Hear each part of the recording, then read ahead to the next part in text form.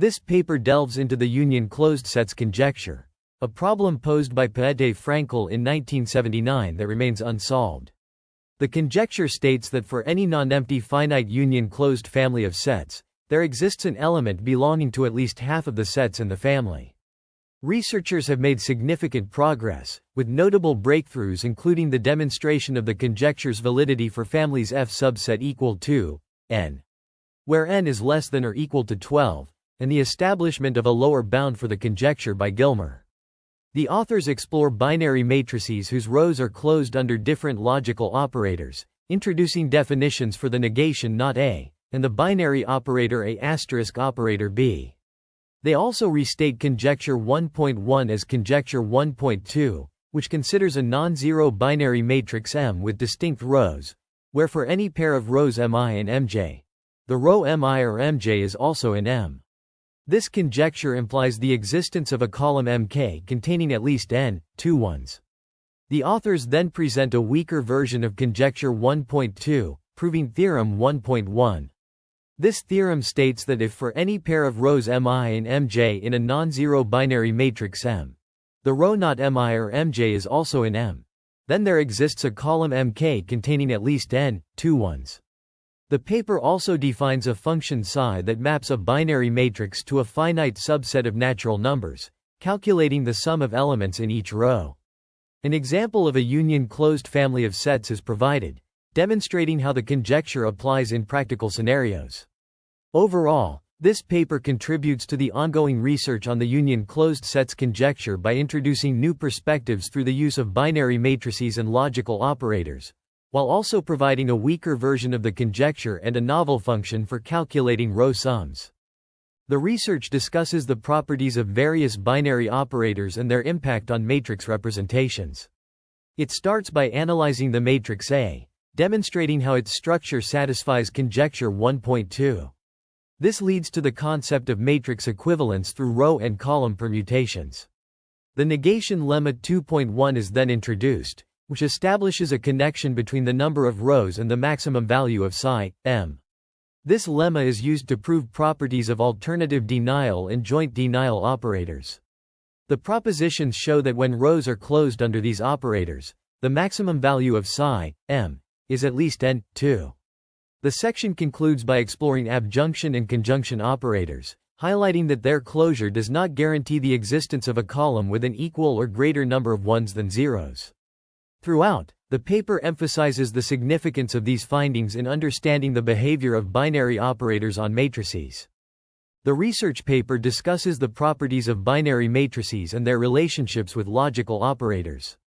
On page 5, it introduces the concept of matrices whose rows are closed under conjunction in AB junction, demonstrating that for any integer k, there exists a matrix with maximum psi value equal to k plus 1. This is illustrated through examples of matrices, including one where max, psi, A, equals 3, which is less than n, 2. The following section explores the properties of the biconditional and exclusive or logical operators on the rows of binary matrices. Proposition 5.1 states that for any space, Mn times M, left-right arrow, max, psi, M, is greater than or equal to n, 2. Which is proven by defining matrices K and L and showing that the function G is injective, resulting in L is less than or equal to K, and thus max, psi, M, is greater than or equal to n, 2. Proposition 5.2 makes a similar claim for the exclusive or operator. The paper's focus on these logical operators and their relationships with matrix properties showcases its contribution to the field of logic and matrix theory. The research paper discusses various concepts in topology and material conditional, focusing on their applications and properties. It begins by exploring the properties of a family of sets under union and intersection, leading to the definition of a topology. Theorem 6.1 establishes the existence of an element in a finite topological space that appears in at least half of the members of the topology. This is demonstrated through a proof involving the lexicographic order and the definition of sets K and L.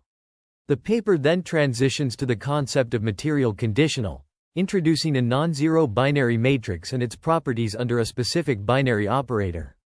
It defines the tilde operator, which is used to create a new matrix with rows closed under the operator. This leads to the definition of a basis for a matrix, which is a collection of rows that are orthogonal and span the entire matrix. Propositions 7.1 and 7.2 establish the uniqueness of a basis for a family of sets and a matrix, respectively.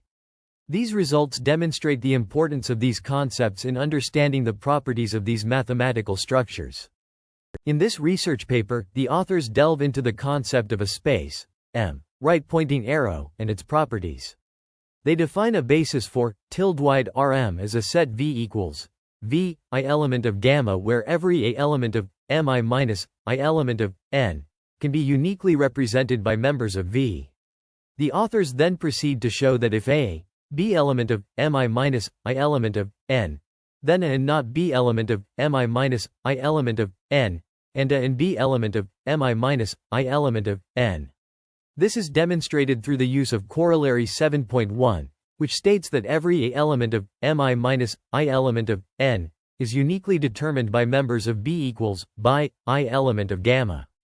The authors also introduced two sets K and L, defined as K equals tildewiderme minus for tildewiderme minus equals logical or display I element of alpha V, where one element of alpha and L equals tildewider Mj minus for tildewider Mj minus equals logical or display J element of beta Vj, where one element of beta. These sets are well defined due to the unique representation of rows of tilde-wide Rm by members of V. The authors define matrices K and L, corresponding to the space Mn times M, right-pointing arrow, and demonstrate that tilde-wide Rm tilde operator K, L. A function g, K right-pointing arrow L is defined as g tilde-wide Rmk minus equals tilde-wide Rmk minus and not V1, which is shown to be an injective function. This implies that K is less than or equal to L, meaning V1 appears in equal or less than half of the rows of tilde-wide Rm.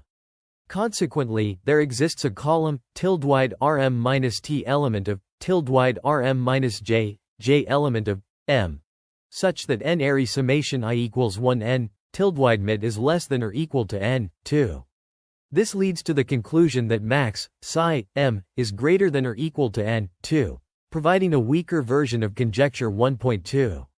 The paper concludes by mentioning that theorem 7.1 offers a weaker version of conjecture 1.2. This is achieved by considering a binary matrix M where not A or B element of Mi minus I element of n for A, B element of Mi minus I element of n. Using proposition 7.3, the authors deduce that not A and not B element of Mi minus I element of n, leading to the conclusion that A or B element of Mi minus I element of n. The research paper discusses the Union-Closed Sets Conjecture, a long-standing problem in combinatorial mathematics. It presents various approaches and results from different authors, focusing on improving the lower bounds for this conjecture. The authors highlight the work of Ryan Alweis, Bryce Huang, and Mark Selk, who provided an improved lower bound. They also mention the contributions of Henning Brun and Oliver Schodt, who explored the journey of the Union-Closed Sets Conjecture. Additionally, the paper references Zachary Chase and Shachar Lovett's work on the approximate Union-Closed Conjecture. The authors emphasize the significance of these findings, detailing equations and algorithms used to derive these results. They also discuss the limitations and future work needed to resolve this conjecture.